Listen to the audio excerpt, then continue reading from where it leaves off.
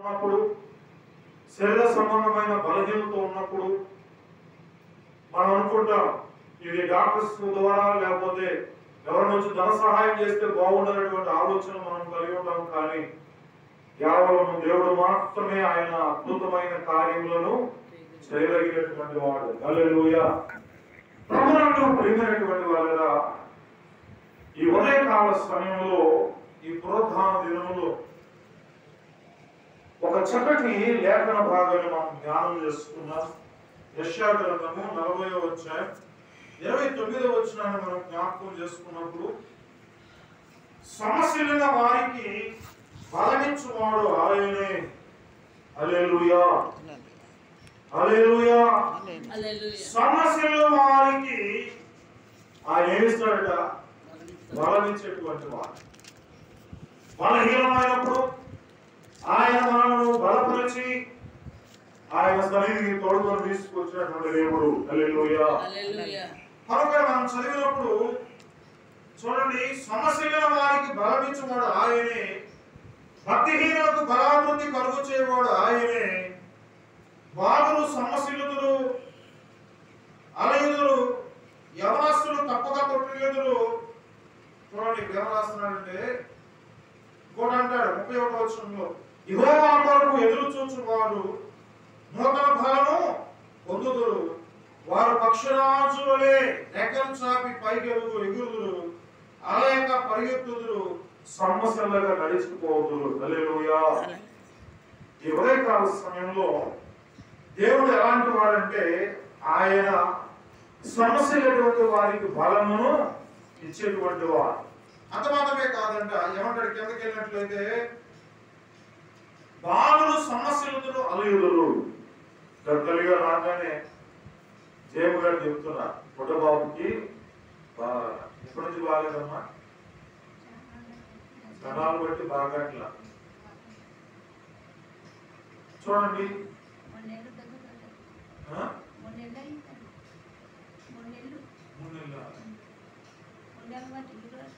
కనుక బిడ్డ చాలా భయంకరమైనటువంటి బాధలో ఉన్నాడు. ఇక్కడ ఏమంటాడంటే, ఆయన సమస్య లేటువంటి వాడిని ఏం చేస్తాడట? బలపరిచేటువంటి వాడు, బలమనిచ్చేటువంటి వాడు.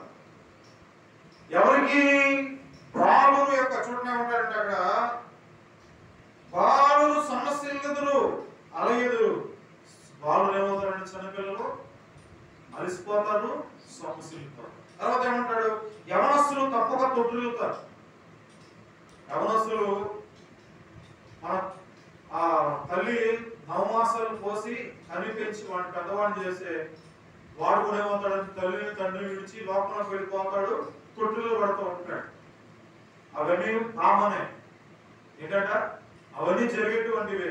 కిందకి వెళ్ళేప్పటికి అంటాడు, యెహోవా కొరకు ఎదురు చూచువారు నూతన బలమును పొందుతారు. ఎవరైతే అలాంటి సందర్భంలో ఎవరైతే ఉన్నారో వారు, దేవుడు ఎలాంటి వాడంటే, ఆయన సమస్యలు లేటువంటి వారికి బలము ఇచ్చేటువంటి వాడు. తర్వాత ఏమంటాడంటే, ఆయన ఏమంటాడంటే చూడండి, యెహోవా కొరకు ఎదురు చూచువారు నూతన బలము పొందుదురు, వారు పక్షిరాజు యవనములే పక్షిరాజు వల్ల రెక్కలు చాపి ఎగుదురు, అలయక పరిగెత్తుదురు, సమస్యలుగా నడిచిపోదురు. హల్లెలూయా. దేవుడు బిడ్డలైనటువంటి వారికి దేవుడు చక్కటి ఈ శ్రేష్టమైనటువంటి కృపను ఆయన అనుగ్రహిస్తున్నాడు. మరి ప్రియ తల్లిగా జయము గారిని కూడా చూసినప్పుడు అలా ఎత్తైనటువంటి ప్రదేశం నుంచి కింద దిగి మన కింద నుంచి పైనటువంటి అది సామాన్యమైన విషయము కాదు. కనుక యెహోవా కొరకు ఎదురు చూచువారు ఏం పొందుతారంటే, నూతనమైన కొత్త బలాన్ని పొందుతారు. ఆ బలం ఎవరి దగ్గర ఉందంటే, దేవుని దగ్గరే ఉంది. హల్లెలూయా. ఇశ్రాయేలు ప్రజలు ఏమండి, వారు ఎర్ర సముద్రం నుండి నడుస్తున్నారు. ఏమండి, వారి బానిసలుగా 430 సంవత్సరాలు ఐగుప్తులో బానిసలుగా ఉన్నప్పుడు దేవుడు మోషే ద్వారా ఆ ప్రజలను విడిపించినప్పుడు వారు ప్రయాణం వెళుతున్నారు, ఎంతో దూరం ప్రయాణం చేస్తున్నారు. కానీ వారు ఇప్పుడు వారి వస్త్రాలు కూడా మాయలేదట, వారు వేసుకున్న చెప్పులు కూడా ఇప్పుడు అరిగిపోవాలి. దేవునికి స్తోత్రం. హల్లెలూయా.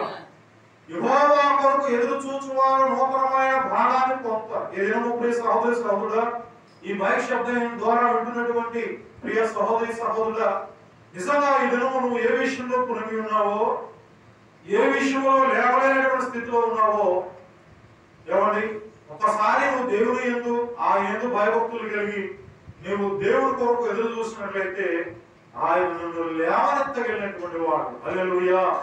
నీ సరిహద్దుల్లో నెమ్మది కలుగ చేయగలిగినటువంటి వాడు. నీ జీవితంలో మునుపెన్నడూ లేనటువంటి శ్రేష్టమైనటువంటి బలమును నీకు ఆయన అనుగ్రహించు దేవుడై ఉన్నాడు. బలముడిగిపోయే బరువాయే యాత్ర తడబడకయానం కొడిగట్టె ప్రాణం. బలముడిగిపోయే బరువాయే యాత్ర ఎడతెగక ప్రాణం కొడిగట్టె ప్రాణం.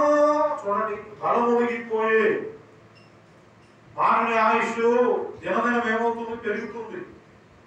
ఆ ఆయుష్ పెరగడం వల్ల మనిషిలో క్షీణత కలుగుతుంది, శరీరం క్షీణించిపోతుంది, శరీరంలో ముడతలు వస్తాయి, ఆయుష్ తగ్గిపోతుంది, ఉన్న బలం ఏమైపోతుంది?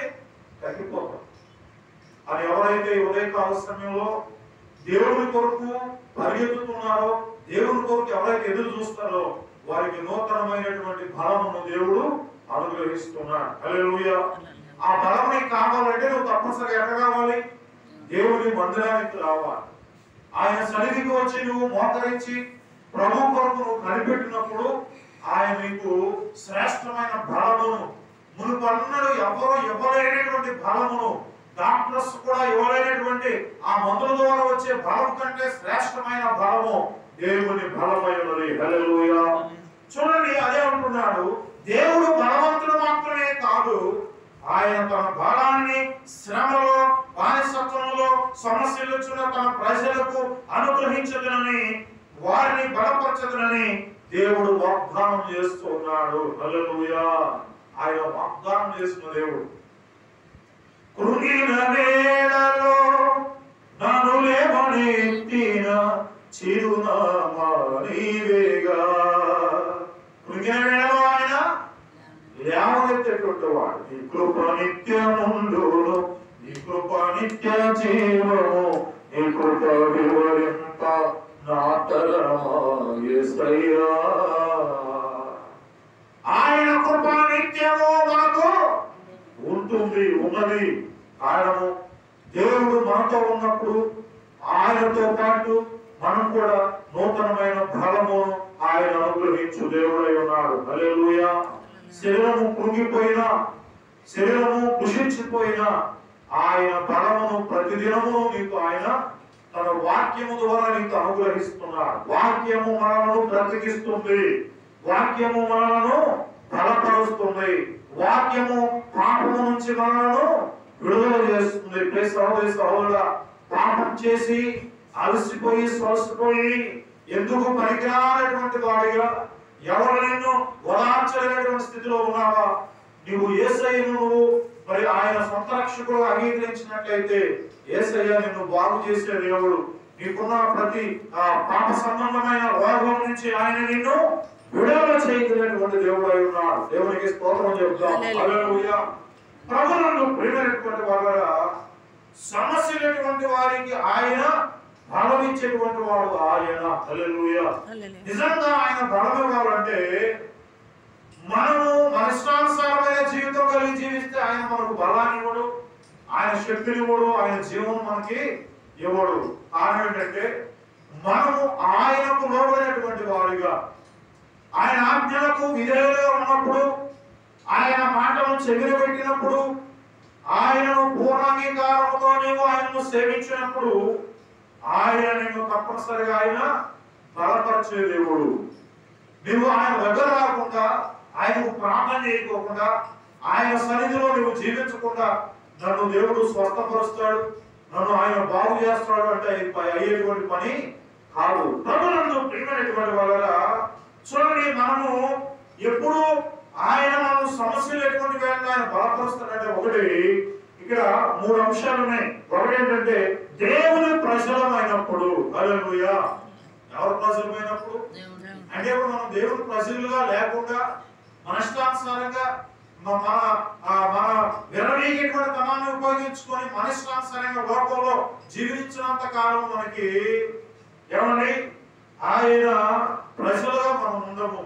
ఒకటి, ఆయన ప్రజలుగా లేనప్పుడు దేవుడు ఏ ఫలాన్ని మనకు ఇవ్వడానికి ఆయన ఇష్టపడడు. ఎప్పుడు ఆయన సమస్యలేటువంటి వారిని బలపరుస్తాడంటే, ఎప్పుడు దేవుడు సంపూర్ణమైన స్వస్థతనిస్తాడంటే దేవుని ప్రజలమైనప్పుడు. మనం అనుకుంటాం కదా, అయ్యా నేను దేవుడు ప్రజలుగా ఉన్నాను, దేవుడు చెప్పింది అంతా చేస్తున్నాను, ఏమండి ఆయన మందిరానికి ప్రతిరోజు ప్రతి వారం వస్తున్నానయ్యా, మరి ఎందుకని నేను ఆయన ప్రజలుగా లేనంటున్నానంటే అర్థం ఏంటంటే, నిజంగా బైబిల్ గ్రంథంలో ఒక మాట ఉంది. కీర్తన గ్రంథంలో ఒక మాట చూస్తే, బైబిల్ గ్రంథాలు చూడండి, కీర్తన గ్రంథము 68వ కీర్తన ఒకసారి జ్ఞాపకం చేసుకున్నాం. కీర్తన గ్రంథము 68వ కీర్తన మనం చదివినప్పుడు అక్కడ 35వ వచనంలో రాయబడుతున్నటువంటి మాటను మనం చదివితే చూడండి, పరిశుద్ధ స్థలములో దేవుడు భీకరుడు. హల్లెలూయా. ఆయన ప్రజలమైన అర్థం ఏంటంటే ఆయన సన్నిధికి రావాలి, ఆయనతో సహవాసము చేయాలి. ఎందుకంటే ఆయన సహవాసం ఏముందంటే బైబిల్లో రాయబడుతున్నటువంటి మాట చూడండి, 35వ వచనంలో తన పరిశుద్ధ స్థలములో దేవుడు భీకరుడు, ఇశ్రాయేలు దేవుడే తన ప్రజలకు పరాక్రమములు అనుగ్రహించుచున్నాడు, దేవుడు స్తుతి నందును గాక. హల్లెలూయా. ఆయన ఎక్కడున్నాడంటే మనము మన జీవితాల్లో దేవుడు మన సమస్యలైనటువంటి వేళలో ఆయన మనకు బలాన్ని ఇవ్వాలంటే ఒకటే, మనము ఆయన ప్రజలమై ఉండాలి. హల్లెలూయా. మనం ఆయన ప్రజలుగా లేకుండా దేవునికి దూరంగా ఉన్నంత కాలం మన జీవితాల్లో ఏ అద్భుతమైన కార్యాలు జరగవు. అయ్యా లేదయ్యా నేను లోకంలో జీవిస్తున్నాను, నాకు లోకం అంటే ఇష్టము, నా లోకంలో అన్ని బాగానే జరుగుతున్నాయి అంటున్నావా? అవి శాశ్వతమైనవి కావు, అవి కొద్ది దినాలు మాత్రమే. కనుక నీకు శాశ్వతంగా నువ్వు బ్రతికినంత కాలము కృపాక్షేమము, బలము, ఆ తర్వాత ఐశ్వర్యము, ఘనత నీకు రావాలంటే అవి దేవుని ద్వారా వస్తుంది. అవి వచ్చేటువంటివి కూడా శ్రేష్టమైనటువంటివి, శాశ్వత కాలం ఉండేటువంటివి. హల్లెలూయా. ఈ లోకంలో ఉన్నదంతయు ఏమీ లేదు, అంతా మోసకరమైనటువంటి. ఈ లోకాన్ని ఆధారం చేసుకుని బ్రతికేటువంటి వాళ్ళు ఏమంటే వారి జీవము కొంతలోనే, కొంతసేపు అంతలోనే మాయమయ్యే ఆవిరి వంటి వారు. కానీ దేవుడిని ఆధారం చేసుకొని దేవుని సన్నిధిలో ప్రతినిత్యము ఆయన ఏర్పాటు చేయకుండా ప్రతి ఆరాధనలో ఎప్పుడైతే మనం పాల్గొంటామో ఆయన మనకు స్వస్థతనిచ్చేటువంటి వాడు, సంపూర్ణమైన ఆరోగ్యమును ఇవ్వగలిగినటువంటి వాడు. అవి ఇవ్వాలంటే నీవు ఆయన ప్రజగా ఉండాలి. హల్లెలూయా. ఆయన ప్రజగా అంటే ఆయన సహవాసంతో అనుభవం కలిగి ఉండాలి. ఆయన సహవాసంలో ఏముందంటే చూడండి ఏమంటాడు అక్కడ, చూడండి తన పరిశుద్ధ స్థలంలో దేవుడు భీకరుడు. ఎక్కడంటే ఆయన పరిశుద్ధ స్థలం దేవుని మందిరములో ఏమంటే ఆయన ఎలా ఉన్నాడంటే భీకరుడుగా ఉన్నాడు. ఆయన అనేకమైన భీకరమైన అద్భుతమైన కార్యములను ఆయన చేయగలిగినటువంటి వాడు. ఆయన సన్నిధిలో ఆయన ఉన్నాడు. హల్లెలూయా. తర్వాత ఏమంటాడంటే ఇశ్రాయేలు దేవుడు తన ప్రజలకు బల పరాక్రమములను అనుగ్రహించున్నాడు, దేవుడు స్తుతి నందును గాక. హల్లెలూయా. చూడండి, సమస్యలైనటువంటి వారికి బలం ఇవ్వాలంటే అది దేవుని వలన మాత్రమే అవుతుంది. కారణం ఏంటంటే ఆయన పరాక్రమము కలిగినటువంటి వాడు, బల శౌర్యములు కలిగినటువంటి వాడు, విజయము కలిగినటువంటి వాడు, విజయాన్ని కలుగ చేయగలిగినటువంటి వాడు, కుటుంబంలో నెమ్మదిని, శాంతిని, సమాధానమును కలుగ చేసేటువంటి ఆ భీకరమైనటువంటి దేవుడు ఎక్కడున్నాడంటే ఆయన పరిశుద్ధమైన స్థలంలో ఉన్నాడు. హల్లెలూయా. కనుక ఆయన స్థలానికి మనం ఏం చేయాలంటే రావాలి, ఆయనకు ప్రజలుగా మార్చబడాలి. ఎవరు మార్చబడాలంట? దేవుని సొత్తైనటువంటి ప్రజలుగా దేవుడు మనం ఎన్నడో ఏర్పాటు చేసుకున్నాడు. ఆయన సొత్తైనటువంటి ప్రజలు రాజులైన యాజక సమూహమై ఉన్న ఆయన సేవ చేసేటువంటి వారిగా, ఆయన రాజ్యంలో కొలువు చేసేటువంటి వారిగా దేవుడు మనల్ని ఎన్నుకున్నాడు. దేవునికి ఇష్టలుగా ఉండాలి. దేవుడు సహవాసాన్ని మనం ముందుకు వెళుతూ ఉండాలి. సహవాసంలో ఎప్పుడైతే మనం పాల్గొంటామో దేవుని వాక్కు ద్వారా, ఆయన శక్తి ద్వారా మనలో జీవము కలిగి ఆ జీవము ద్వారా మనము ఆ సహవాసంలో ముందుకు వెళుతూ ఉంటాం. కనుక ప్రభువులో ప్రేమైనటువంటి వాళ్ళ ఒకటి, దేవుడు ఆయన బలవంతుడు మాత్రమే కాదు, ఆయన తన బలాన్ని మనం శ్రమలో ఉన్నప్పుడు, బానిసత్వంలో ఉన్నప్పుడు, సమస్యలను తన ప్రజలకు ఆయన ఆ బలాన్ని అనుగ్రహిస్తున్నాడు. ఇశ్రాయేలు ప్రజలు 430 సంవత్సరాల్లో బానిసగా ఉన్నప్పుడు వారు అక్కడ ఏం చేస్తున్నారంటే వ్యక్తి సాక్ష్యం చేస్తున్నారు. ఏం చేస్తున్నారంట? ఆ యొక్క మహానగరము ఫరో నగరాన్ని కట్టడానికి ఆ ఇశ్రాయేలు ప్రజలను బానిసలుగా ఆ యొక్క ఐగుప్తీయులు వాడుకున్నప్పుడు ఆ ప్రజలు అక్కడ వెట్టి చాకిరీ చేస్తూ అక్కడ ఆ యొక్క మట్టి, ఆ యొక్క గడ్డి వేసి అక్కడ వాళ్ళు తొక్కితూ ఉన్న సందర్భాల్లో వారు బలం కోల్పోయి, నీరసమైపోయి, సమస్యలు పోయి వారు లేవలేనటువంటి స్థితిలో ఉన్నప్పుడు వెంటనే దేవుడు వారికి ఏం అనుగ్రహించాడు? బలాన్ని అనుగ్రహించాడు. ఎంతో గొప్ప దేవుడు అండి మన దేవుడు. కనుక ఈ దినము మనము కూడా సమస్యలటువంటి వేళలో ఆయన మనకు ఆరోగ్యమును, తర్వాత బలమును, స్వస్థతను ఆయన అనుగ్రహించు దేవుడు అయినా. దేవునికి స్తోత్రం, హల్లెలూయా. అలాగా దేవుడు మన జీవితంలో అద్భుతం చేయాలంటే మనం కూడా ఎవరు లోబడాలి? దేవునికి లోబడాలి. చూద్దాం, బైబిల్ అందులో ఒక మాట జ్ఞాపకం చేసుకుందాం. ఒకసారి జ్ఞాపకం చేసుకుందాం. బైబిల్ అందులో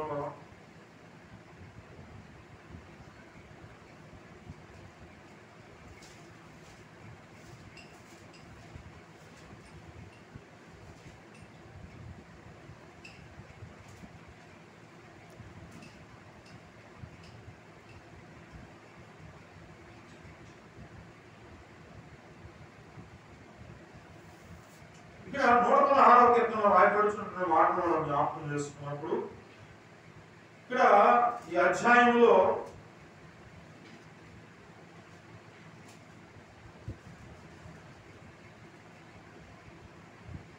ప్రధాన గాయకుడు దావీదు రాసినటువంటి కీర్తనలో ఆయన అంటాడు 116లో 5వ వచనాన్ని మనం చదివినప్పుడు, యెహోవా దయాళుడు, నీతిమంతుడు, మన దేవుడు వాత్సల్యత గలవాడు. హల్లెలూయా. మన దేవుడు ఎలాంటి వాడంట? చూడండి, ఆయన గురించి రాస్తూ యెహోవా దయాళుడు, నీతిమంతుడు. ఆయన ఎలాంటి వాడు? దయాళుడు, దయగలిగినటువంటి వాడు. ఇంకోటి ఏంటంటే ఆయన నీతిమంతుడు. ఆయనలో కామ, క్రోధ, లోభ, మోహ, మదమత్స్యములు లేనటువంటి వాడు. మన దేవుడు వాత్సల్య కలిగినటువంటి వాడు. మన మీద వాత్సల్యత, కనికరము, ప్రేమ, కృప ఆయన చూపెట్టినటువంటి వాడు. కనుక మనము ఆయన ప్రజలమైనప్పుడు, మనము సమస్య లేనటువంటి వేళలో, సమస్యలు లేనటువంటి సందర్భంలో దేవుడు మనకు బలమును ఆయన అనుగ్రహించేటువంటి దేవుడు. కిందకి వెళ్ళినట్లయితే 6వ వచనంలో, యెహోవా సాధువులను కాపాడువాడు, నేను కృంగి ఉండగా ఆయన నన్ను రక్షించాను. హల్లెలూయా. ఏమండి? నేను కృంగి ఉండగా ఆయన నన్ను ఏం చేశాడట? రక్షించాడు. కృంగిన వేళలో ఆయన రక్షించేటువంటి దేవుడై ఉన్నాడు. దేవునికి స్తోత్రం, హల్లెలూయా. ఇదేమో నువ్వు కృంగిపోయావా? నీ కుటుంబంలో శ్రమలను బట్టి, శోధనను బట్టి ఎవరైనా నువ్వు కృంగిపోయావా? ఆ కృంగినటువంటి వేళలో ఆయన నిన్ను లేవనెత్తేటువంటి వాడు. ఆయన బలమును నీకు ఇచ్చేటువంటి వాడు. ఆయన బలం ఎలాంటిదంటే, ఆయన బలము శ్రేష్టమైనటువంటిది. ఆయన బలము ఎంతో భీకరమైనటువంటి బలమును ఆయన మనకు అనుగ్రహించేటువంటి వాడు. చూడండి, ఆ రోజులో ఉన్నటువంటి అనేక మంది రాజులు అనేటువంటి వారు దేవుడు ఎన్నుకున్నప్పుడు, దేవుడిని ఆశ్రయించినప్పుడు, ఆ రాజులు దేవుడు వారికి శక్తిని, బలమును ఇచ్చినప్పుడు వారు చక్కగా యుద్ధము చేసి ఆ యొక్క రాజ్యము జయించినట్లుగా మనము చూస్తున్నాం. అంటే అర్థం ఏంటంటే, దేవుడు బలమును ఆయన అనుగ్రహించేటువంటి దేవుడు. కనుక ప్రభువును ప్రేమించేటువంటి వల్ల మనం చేయవలసింది ఒకటే, మనము దేవుని ప్రజలమై ఉండాలి. హల్లెలూయా. ఒకటి, మనం ఎలా ఉండాలట? దేవుని ప్రజలే ఉండాలి. రెండోది చూసినప్పుడు ఆయనకు ప్రార్థన చేయాలి. హల్లెలూయా.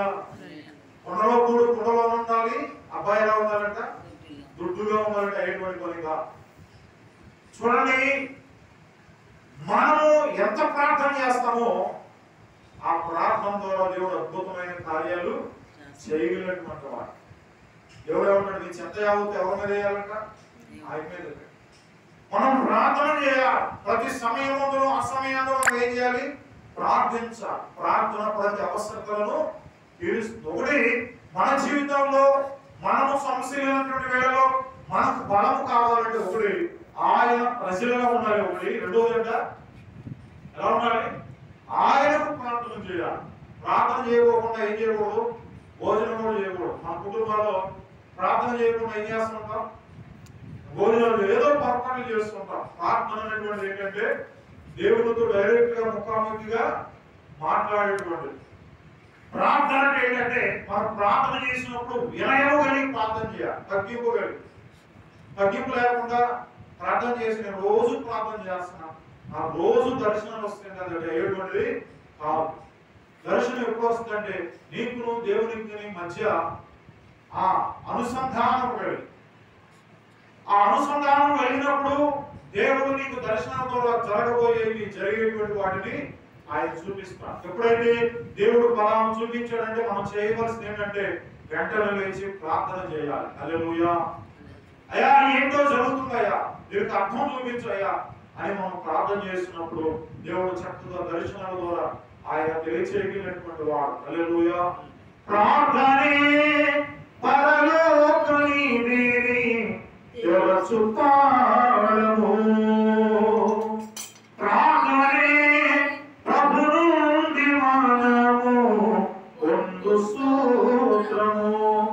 ప్రార్థన ఏంటంటే, ప్రార్థన అంటే అర్థం ఏంటంటే ప్రభు నుండి మనము పొందేటువంటిది. ఏది కావాలన్నా మనం ఒకటే ప్రార్థన చేసి మనం ఏం చేయాలంటే దేవుని అడగాలి. అందుకని పరలోక ప్రార్థనగా పరలోకమందున్న మా యొక్క తండ్రి నీ నామము పరిశుద్ధపరచబడును గాక, నీ రాజ్యము వచ్చును గాక, నీ చిత్తం పరలోకమును నెరవేర్చున్నట్లు భూమి మీదను నెరవేరును గాక. అయినా ఏమండి మనం భూమి మీద ఏది బంధిస్తున్నామో అక్కడ పరలోకంలో కూడా అది బంధించబడుతుంది. నువ్వు భూమి మీద ఏది అడుగుతావో పరలోకము దేవుడు నీకు అది అనుగ్రహిస్తాడు. ఆనాడు ఇశ్రాయేలు ప్రజలకు ఏమండి దేవుడు ఏది అనుగ్రహించాడు? ఆకాశం నుండి పరమ మన్నాను కురిపించినటువంటి, ఆకాశం నుండి శ్రేష్టమైన పూరేల మాంసమును కురిపించినటువంటి వాడు. ఏమండి ఆ ప్రార్థన చేసినప్పుడు మోషే ఆ సముద్రమును ఎర్రపాయలుగా 2 పాయలుగా చేయగలిగినటువంటి వాడు. ఆ ఎర్ర సముద్రంలో 6 నేల మీద ప్రజలైన ఇశ్రాయేలు ప్రజలైనటువంటి వారిని దేవుడు క్షేమంగా నడిపించినటువంటి వాడు. హల్లెలూయా. కనుక దేవునికి ఇష్టలుగా ఉండాలి. రెండోది, ఆ ఇష్టమైనటువంటి వారు ఏం చేయాలంటే పొద్దుకులు ముసలం ముచ్చట్లు ఆడకూడదు. ఏమండి ఎక్కడ చూసినా ముసలం ముచ్చట్లు, వాళ్ళ గురించి వీళ్ళ గురించి ఇంటి పక్కన గురించి మనం రోజు ఏమంటే ఆ మాటలు ఏం చేయాలంటే ఫుల్ స్టాప్ పెట్టాలి. దేవుడికి వ్యతిరేకమైన ఏది నువ్వు చేయడానికి వీళ్ళు. ఒకటి నువ్వు ఆయన ప్రేమించాలి, ఆయన ఒక మమకారం కలిగి ఉండాలి. అబ్రహాము కూడా ఈ లోకమైన యాత్రలో ప్రయాణం చేశాడు కానీ తన మనసు ఎక్కడ ఉందంట? ఆయన పురాణాలు వెళ్ళినటువంటి పట్టణం మీద తన మనస్సును కేంద్రీకృతం చేశాడు. ఏదైనా ఒక విశ్వాసిగా నువ్వు నేను మన జీవితాల్లో దేవుడు అనేకమైన అద్భుతాలు జరుగుతున్నప్పుడు మనం చేయవలసిన ఒకటే, అయ్యా నువ్వు చేస్తున్న అద్భుతాన్ని బట్టి నేను కృతజ్ఞతాస్తుతులు చెల్లిస్తా. హల్లెలూయా, హల్లెలూయా.